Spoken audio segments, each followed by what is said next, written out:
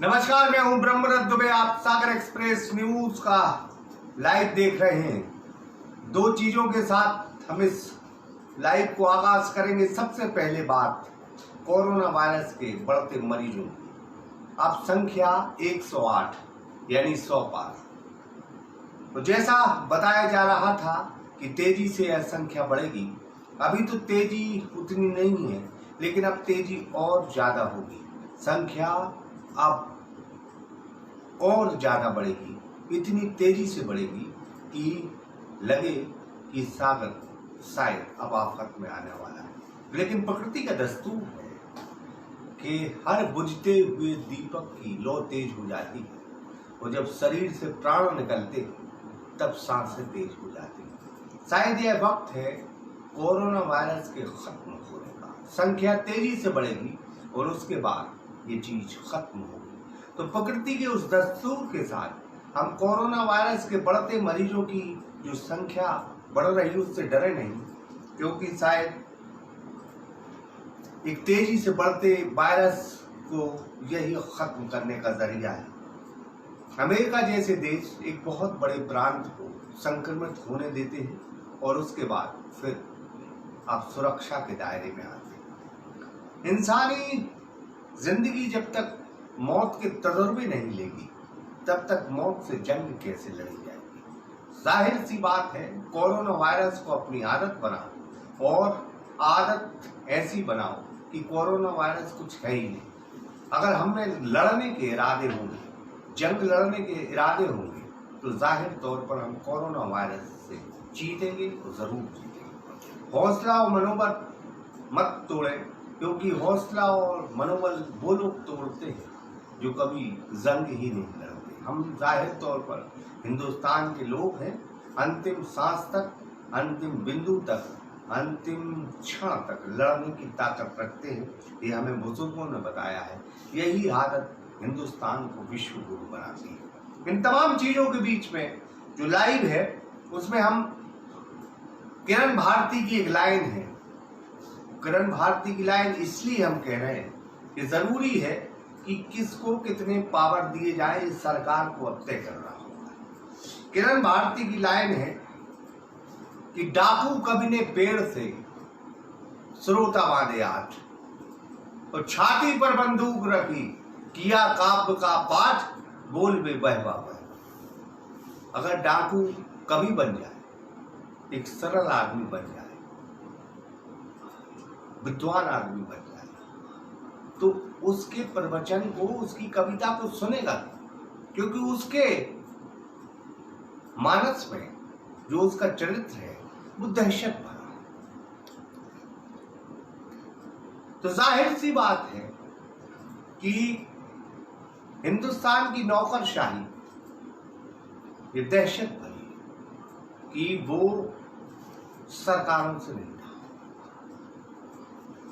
बड़े बड़े अधिकारी कुछ ऐसे फैसले लेते हैं जो एक जिले को आफत में डाल देते हैं। तो जाहिर तौर पर ये डाकू न समझे वो, क्योंकि ये कविता का उदाहरण था। हमारा उद्देश्य सिर्फ इतना है कि किसी व्यक्ति को कितने पावर दिए जाए। ये जरूरी है, और सरकारें ये बात तय करें कि कौन को कितने पावर दिए जाए। कमलनाथ जब मुख्यमंत्री थे उस वक्त वो ताकतवर मुख्यमंत्री थे। नौकरशाही को चलाने का उनके पास अंदाज था, और जो नौकरशाही को ठीक तरीके से चलाता है वो एक बेहतर मुख्यमंत्री साबित होता है। शिवराज सिंह चौहान थोड़ी लचीले, आईएएस और तमाम आईएएस प्रोग्राम्स पर भरोसा करते थे। वो भावुक हैं, इसलिए भावनाओं में बह जाते। प्रदेश जब गफलत में हो, प्रदेश जब मुश्किलों में हो, तब भावनाएं जनता पर प्रकट करें, ना कि अधिकारी। उनका काम है ड्यूटी करना, वो ड्यूटी करें। जनता के लिए जो जन सेवा कर रहे हैं उनका काम ही है कि जन सेवा करें। इन तमाम चीजों के बीच में दो चीज बड़ी महत्वपूर्ण है। हम सागर से लाइव कर रहे हैं और सागर की बात करेंगे। सागर में कुछ फैसले ऐसे लिए गए जो कतई नहीं लिए जाने थे, क्योंकि जब यहाँ की क्राइसिस मैनेजमेंट और जिला कलेक्टर को ये पावर है कि कौन सी चीज बंद रखी जाए, कौन सी खोली जाए।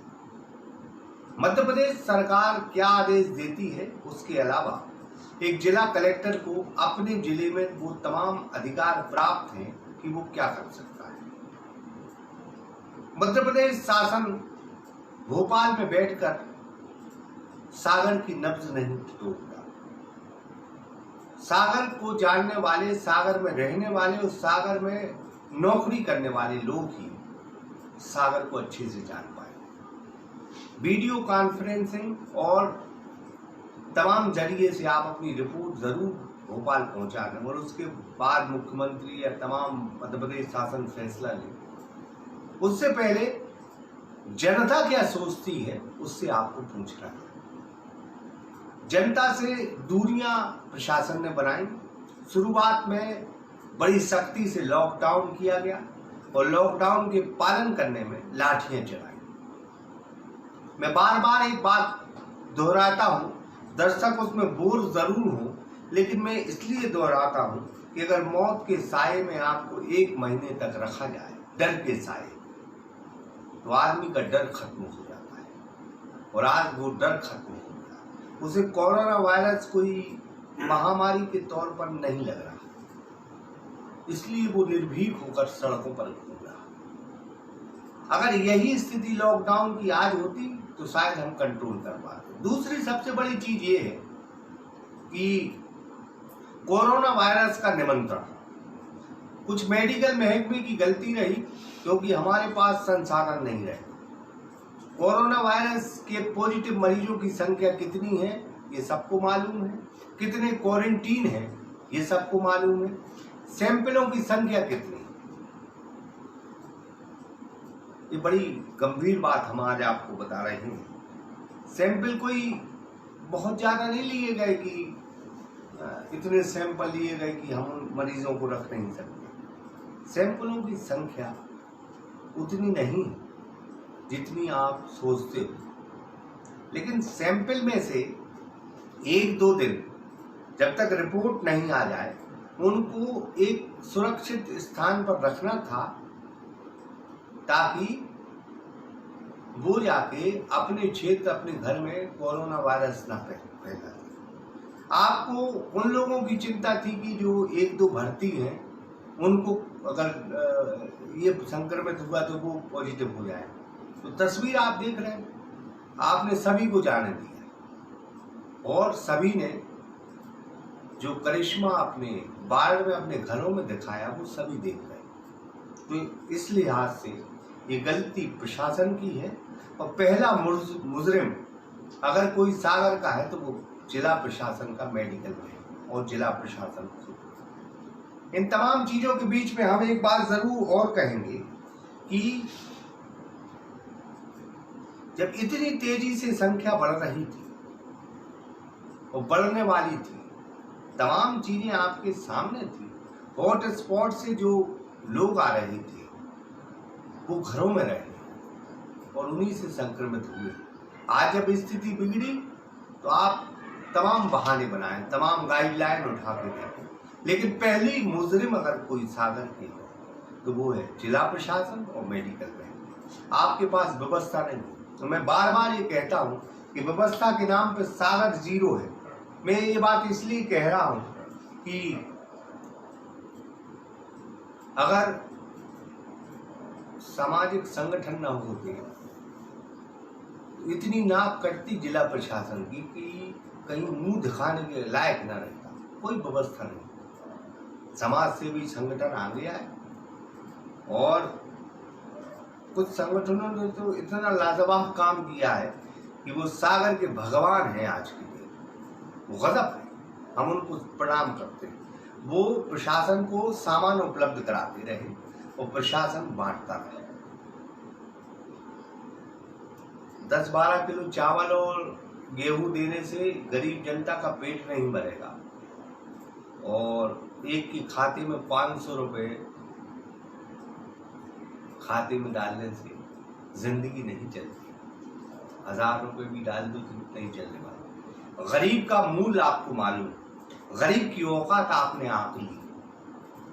यही प्रजातंत्र, यही लोकतंत्र में चलता है कि गरीब की गरीबी आंक लो और उस पर 200-300 रुपए का जो है दक्षिणा छिड़क दो। जिस देश में गरीबी की कीमत आंक ली जाती है वो देश गरीबी मुक्त कभी नहीं होगा।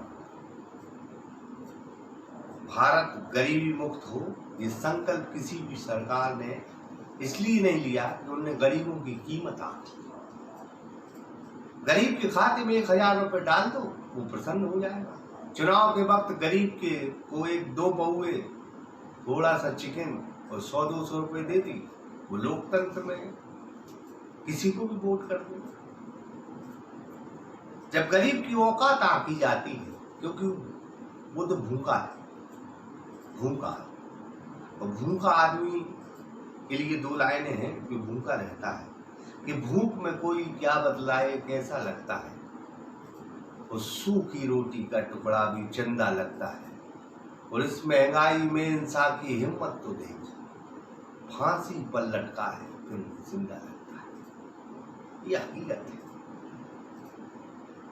मजदूर की, गरीब की, ये हकीकत। किसान की, छोटा छोटा किसान है बुंदेलखंड। तो सरकारों ने गरीबों की कीमत आंकी, गरीबी की कीमत आंकी, और उनके खाते में 500 रुपए डाल के, 1000 रुपए डाल के उन्होंने ये समझ लिया कि ये घर में रहे। एक अमीर आदमी की 15 मिनट की लाइफ स्टाइल की तुलना में गरीब के 10 वर्ष होते। वाह देश, वाह गलत देश। बड़े बड़े लोग भाषणों के तौर पर जो शब्द इस्तेमाल करते हैं उससे शर्म आती है हमें उन हुक्मरानों पर। एक अमीर की जो लाइफ स्टाइल है, अगर वो 1 घंटे की लाइफ स्टाइल है, 15 मिनट की लाइफ स्टाइल है, जो उसको देख लिया जाए तो गरीब के 10 साल गुजर जाएंगे। वो 15 और 20 मिनट और 1 घंटे में इतने पैसे उड़ाएगा जितना गरीब 10 साल में नहीं कमा सकता। ये देश का मिजाज है, और हम गरीबी हटाने चले।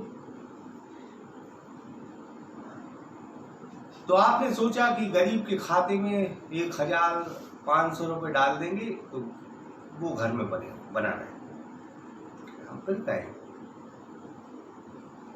कि आप किस पैरामीटर से गरीबी देखते हैं, आप किस पैमाने से गरीब देखते हैं, गरीबी का आप आकलन क्या करते हैं। और जब आकलन आपके पास नहीं है तब ये स्थिति बन रही है। महाराष्ट्र से मजदूर भगाए गए कि मराठी मानव चाहता है कि अब महाराष्ट्र में मराठा रहे, तो भगा।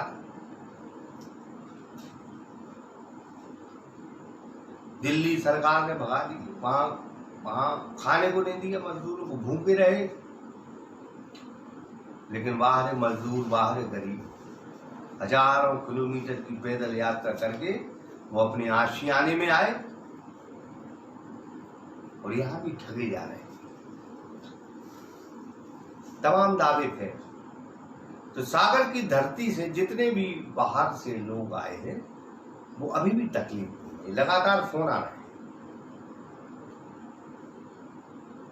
तो मैं फिर कहता हूं कि समाज सेवी संगठन ना होते, कुछ जागरूक लोग ना होते, तो सिस्टम तो फेल था। आप कह रहे हैं हमने क्वारंटीन सेंटर बनाए, अस्पतालों में 100-200 आदमी को तो रखने की जगह नहीं, घर भेज रहे आप। 3-4 हजार 169 आपने क्वारंटीन कर दिया। आप ही बताते हो कि 200-250 क्वारंटीन।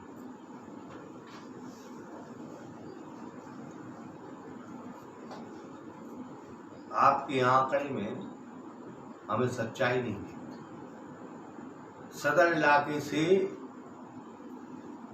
एक महिला को नेगेटिव पॉजिटिव किया, बुजुर्ग महिला, एक अखबार में भी छपी, वो कल हमने भी खबर दी। ये तो सिस्टम है आपका कि बीमार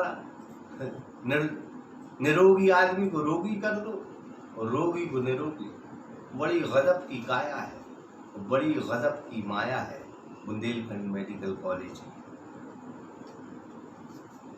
तो 11 पॉजिटिव मरीज आज निकले हैं। इन तमाम चीजों के बीच में हम फिर कहेंगे कि सागर का अगर कोई मुजरिम है तो वो सरकार और सरकार की नीयत और प्रशासन।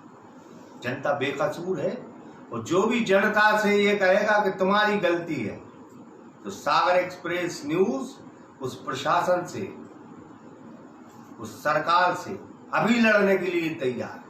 1% 1% गलती नहीं है सागर जिले की जनता, 1%। इसके बाद हम इसी बात पर चर्चा करेंगे सुर्खी उपचुनाव। सुर्खी को लोग अलग अलग अंदाज में लेते, सुर्खी वाले जरूर सुने। सुर्खी को लोग समझते हैं कि इस लाइन पे कई खबरें बनेंगी। तो ये तारीख नोट कर लो, ये तारीख है आज 26 मई। इस पर तमाम खबरें बनेंगी, अखबार में भी और भी लोग बनाएंगे। लेकिन हम जो बात करते हैं सुर्खी की, कि सुर्खी वो कस्बा है, सुर्खी वो विधानसभा है जो छोटे छोटे गांव से मिलकर बनी। इसका आना जाना सागर से रहा है, ये सागर से प्रभावित हुई, इस सागर की राजनीति देखती रही। सागर के आजू बाजू जो क्षेत्र है वो सुर्खी में समा है। नरियावली और सुर्खी 2 विधानसभा है जो सागर जिले को माने सागर शहर से फूट करने की है।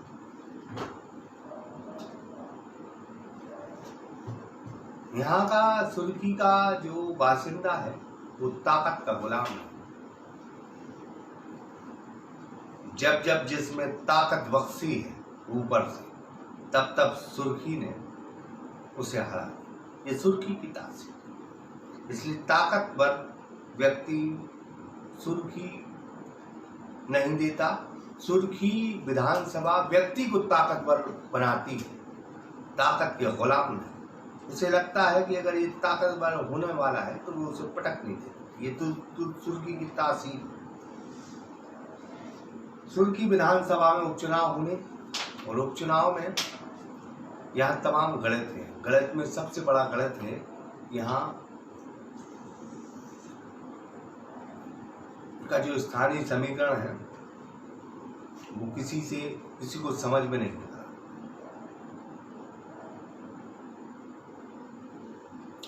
ये कांग्रेस की परंपरागत सीट रही है।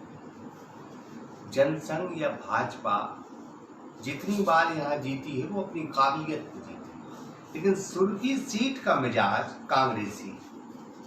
अब कांग्रेस से भाजपा में अगर गोविंद सिंह राजपूत आए तो यहाँ मुश्किलात होगी। क्यों होगी? क्योंकि सुर्खी के प्रत्याशी थे 2009 में भूपेंद्र सिंह और उनके सामने थे असलम शेर खान साहब, जिनको आज तक सुर्खी की जनता ने पहचाना ही नहीं, न जानती, अभी भी नहीं जानती। लेकिन सुर्खी की बहुत सारी पोलिंग ऐसी थी जहां भूपेंद्र सिंह हार गए। तो हम फिर कहेंगे कि इस सीट की तासीर जो है वो कांग्रेसी है, ये कांग्रेसी मिजाज सीट है। ऐसे में गोविंद सिंह राजपूत के लिए चुनाव कितना मुश्किलों भरा होगा आने वाले वक्त में एक बेहतर रिपोर्ट के जरिए हम जरूर समझाएंगे। साथ में हम सुर्खी के बहुत सारे जिक्र करेंगे, लेकिन फिलहाल हम इतना जरूर कहेंगे कि ये सीट अब आसान नहीं है। सियासत का गणित कहता है गोपाल दास नीरज की एक लाइन है कि खिड़की कोई खुली है उनके मकान की, वो खुशबू सी आ रही है दर जाफरान। जो बाजू से सटे इलाके हैं उनमें क्या गतिविधियां चल रही हैं इस पर सुर्खी डिपेंड करता है।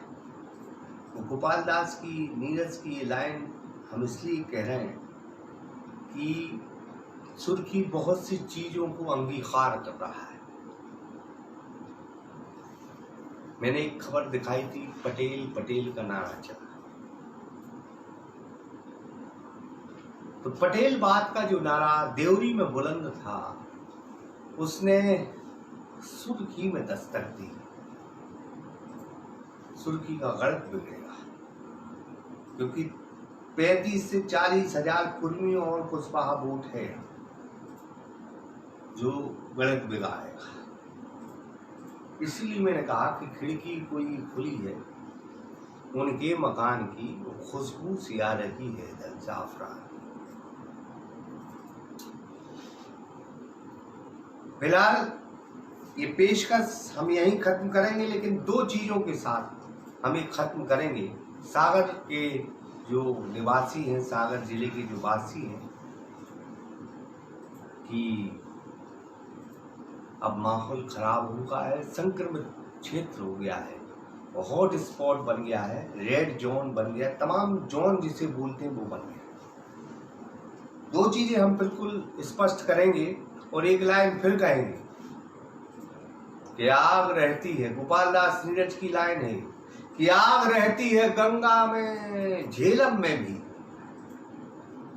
अब तुम ही बताओ कहां जाके नहाया जाए। तो कोरोना वायरस को लेके जो आग है वो गंगा में भी है, झेलम में भी है, कण कण में है। अब बताओ कैसे जिंदगी जी जाए। तो संभल कर जो चलते हैं वो मंजिलें आसानी से पा लेते हैं। जो बिगड़ी चाल में लापरवाही से, बदतमीजी से चला करते हैं वो अक्सर फिसल जाके गुमशुदा हो जाते हैं। तो सागर के लोगों से अपील है कि जिंदगी की कीमत बहुत बड़ी है। तमाम काम धंधे व्यापार तो तमाम चीजों से ऊपर जिंदगी है। जिंदगी सलामत रही तो सारे आयाम स्थापित कर लोगे, हिमालय की चोटी पर भी चढ़ जाओ, लेकिन जिंदगी नहीं तो सिर्फ यादों में रहो। फिलहाल इस पेशकश में इतना ही। कैमरे के पीछे थे इकराम खान और शंकर विश्वकर्मा। मैं हूं ब्रह्मदत्त दुबे। नमस्कार।